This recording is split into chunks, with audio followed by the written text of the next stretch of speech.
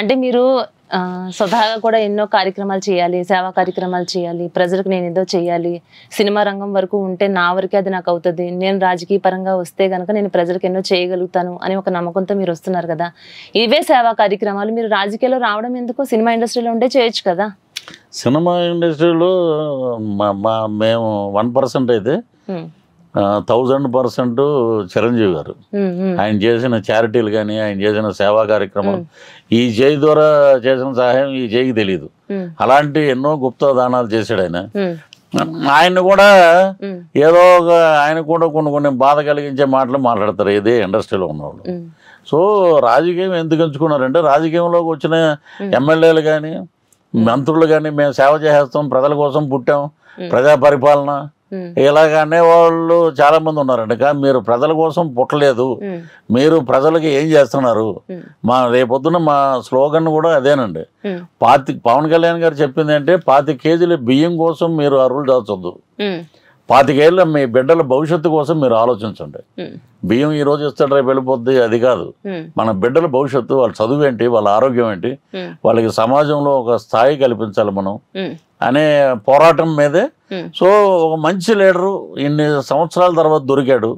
So అని చెప్పి నేను అటు షిఫ్ట్ అయిపోయానండి ఇమీడియట్గా. అది షిఫ్ట్ అవడానికి కారణం కూడా 2020లో నాకు కరోనా చాలా సివియర్గా వచ్చింది, చాలా సీరియస్. 48 అవర్స్ అబ్జర్వేషన్లో పెడితే గానీ ఇతను బతకడని అన్నారు. దాన్ని కూడా అంత రాజకీయం చేసినట్టు రాజకీయం చేశారు.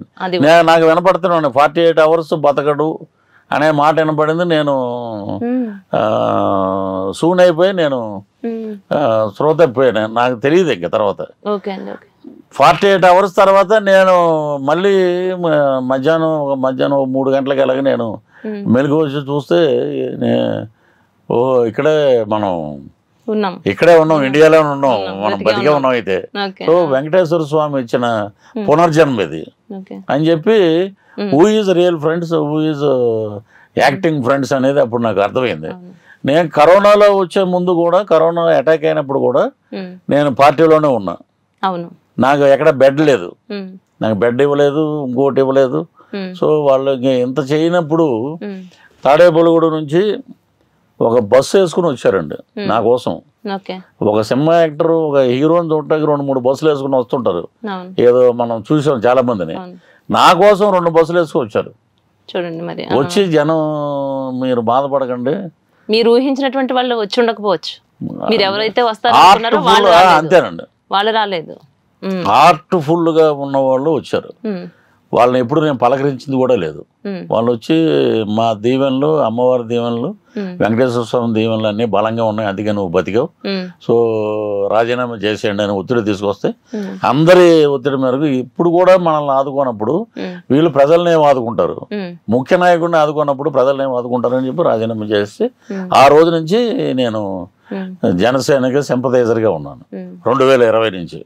2020 నుంచి మొన్న 2024లో జనవరి నెలలో నేను అధికారికంగా కండువా వేసుకున్నా.